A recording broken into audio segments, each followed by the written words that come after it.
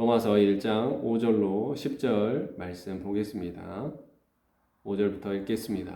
그로 말미암아 우리가 은혜와 사도의 직분을 받아 그의 이름을 위하여 모든 이방인 중에서 믿어 순종하게 하나니 너희도 그들 중에서 예수 그리스도의 것으로 부르심을 받은 자니라.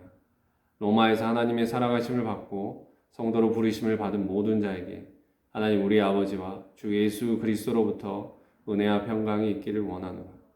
먼저 내가 예수 그리스도로 말미암아 너희 모든 사람에 관하여 내 하나님께 감사함은 너희 믿음이 온 세상에 전파됨이로다.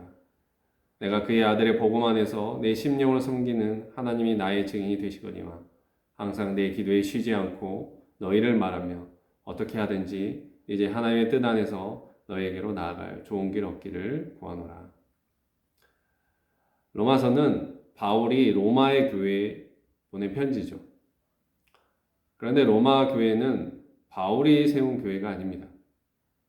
로마 교회가 어떻게 세워졌냐면 바로 예수님이 십자가 이후에 부활 승천하셔서 주님께서 말씀하신 성령을 기다렸던 마가의 다락방에 제자와 무리 120명이 그들이 함께 모여서 말씀을 나누고 기도할 때 그들이 성령의 놀라운 임재를 경험하고 성령의 놀라운 은혜를 받아서 그들이 퍼져서 로마에게까지 복음을 전파하고 그곳에 교회를 세운 것입니다.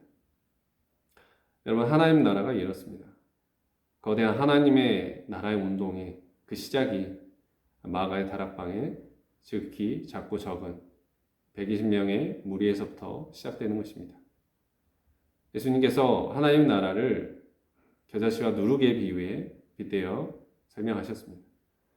하나님 나라가 작고 적은 겨자씨와 누룩과 같은 그런 이들을 통해서 시작되고 그렇게 퍼지고 퍼져서 그 멀리 이방의 로마까지 복음이 전파된 것입니다. 많은 교회가 세워졌습니다. 그리고 오늘 이 멀리 극동에 있는 오늘 우리에게까지 복음이 전파된 것입니다. 봄에 하늘 가득히 날아다니는 민들레 꽃씨를 보신 적이 있으십니까? 마치 복음의 전파력이 민들레 꽃씨와 같습니다. 민들레 꽃씨가 퍼지고 퍼져서 땅에 내려와 민들레 꽃씨 안에 담긴 놀라운 생명력과 그것을 움터내듯이 그렇게 복음과 하나님 나라가 끊임없이 산화되어 퍼져 나가는 것이죠. 이 놀라운 복음의 역사, 하나님 나라를 확장하게 한 주체가 있습니다. 그 주체는 사도도 아니고 제자 무리도 아닙니다. 그 역사의 주체는 성령이십니다. 그래서 사도행전을 성령행전이라고 말을 합니다. 성령께서 사도들을 통해서 그리고 성령을 받은 모든 무리를 통해서 하나님 나라의 복음을 온 세계에 전파하시고 하나님 나라를 확장되게 하신 것입니다. 결국 로마 교회는 성령으로 말미암아 성령의 사람들로 세워진 교회입니다. 로마 교회는 성령의 능력 아래에서 이름도 빛도 없이 복음을 위해 살아가고 그렇게 죽어간 어느 무명의 크리스천들에 의해 복음이 증거되고 그로 말미암아 세워진 교회라는 것입니다. 무명의 크리스천, 아무것도 내세울 수 없는 자들, 세상에서 죽은 것 같은 자들로 성령께서는 놀라운 생명의 역사를 일으키신 거예요. 그러면 우리도 아무리 보잘것없고 초라한 모습이라 할지라도 불가능하다고 여겨질지라도 성령께서 역사하시고 주관하신다면 복음이 우리를 통해서 땅끝까지 전파되고 확산되게 하셔서 사람들의 마음을 변화시키시고 일으키시고 하나님 나라를 이루어갈 수 있는 것입니다.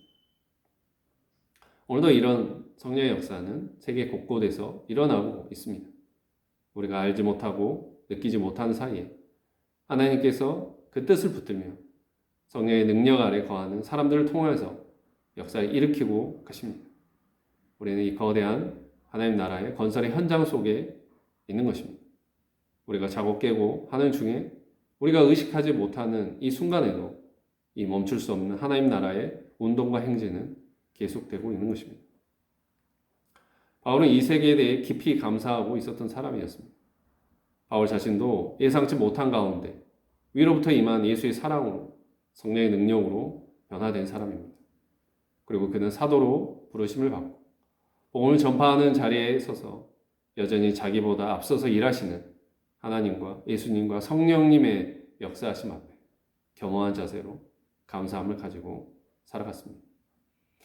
그리고 바울은 그토록 로마에 가야겠다는 표대와 일심으로 선교를 하다가 후에 로마에 이미 교회가 세워지고 교우들이 있다는 소식을 듣고 그저 감사하고 기뻐하였습니다.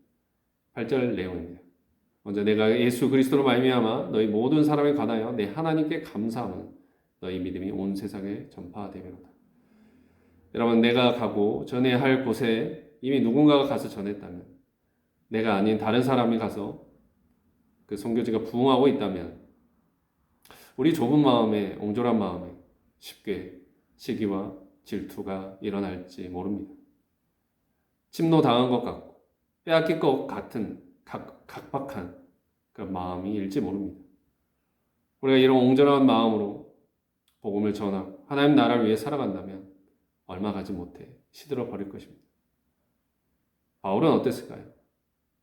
자신이 전하지 못한 그곳에 누군가가 복음을 전하여 하나님 나라가 확장되어 가는 그것에 하나님께 감사하고 크게 기뻐했습니다. 하나님 자녀에게 하나님의 것은 다 내 것입니다. 이런 사랑에 합한 마음이 하나님의 자녀들 안에 있어야 합니다. 내가 이 복음을 전하든 그가 복음을 전하든 다 같이 하나님의 장중 안에서 일어나는 것입니다. 일하는 것입니다.